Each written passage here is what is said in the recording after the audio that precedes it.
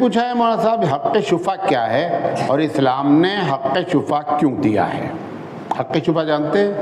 حق شفا کا مطلب یہ ہوتا ہے کہ آپ کا پڑوسی گھر کے لحاظ سے، کھیت کے لحاظ سے، گاڑی میں آپ بیٹھے تو اس کے لحاظ سے یہ زیادہ حقدار ہوتا ہے آپ کا۔ مثال کے طور پر ایک آدمی اپنا گھر بیچ رہا ہے تو سب سے پہلے کس کو بتائے گا؟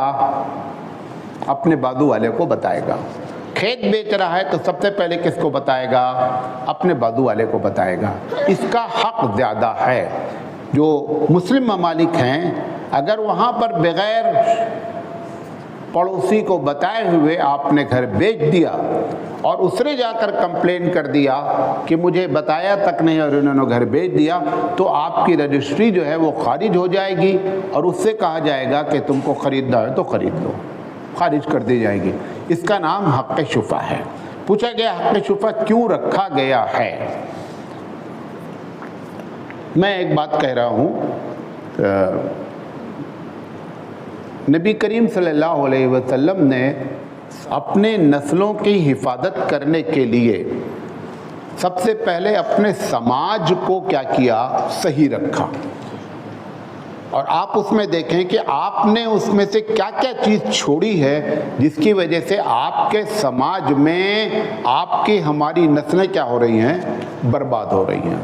پہلی ایک بتا رہا ہوں، اللہ کے رسول صلی اللہ علیہ وسلم جب مدینہ آئے تو آپ صلی اللہ علیہ وسلم نے سب سے پہلے اپنا گھر بنانے سے پہلے مسجد کی تعمیر کی۔ ہم کیا کرتے ہیں؟ ہم پہلے اپنا گھر بناتے ہیں، اور اب جو زیادہ پڑھے لکھے لوگ ہیں، زیادہ مالدار ہیں، وہ کہتے ہیں ہم پوش ایریے میں گھر بنائیں گے کہ کئی کلومیٹر تک مسجد کا اتا پتہ نہیں ہے۔ یہ مسجد کا اتا ٹھیک ہے، پوش ایریے میں رہ جاؤ گے لیکن ایمان بھی چلا جائے گا۔ نسلیں کہاں سے سیکھیں گی دین کو؟ اذان کی آواز ہی نہیں آتی ہے۔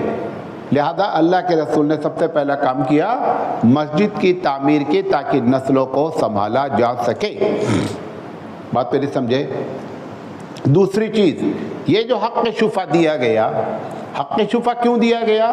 اگر ایسے آدمی کو آپ نے مکان بیچ دیا کہ جو اس سماج میں خطرناک ہے، جو اس پورے سماج کے ماحول کو خراب کر دے گا، لہذا اس کو حق شفا دیا گیا کہ اس سے پوچھا جائے جس کا گھر ہے کہ تم یہ خریدو کہ نہیں۔ لہذا اللہ کے رسول صلی اللہ علیہ وسلم کا مقصد کیا تھا؟ کہ ماحول کو سنبھالا جائے۔ تو حق شفا کیوں دیا گیا؟ تاکہ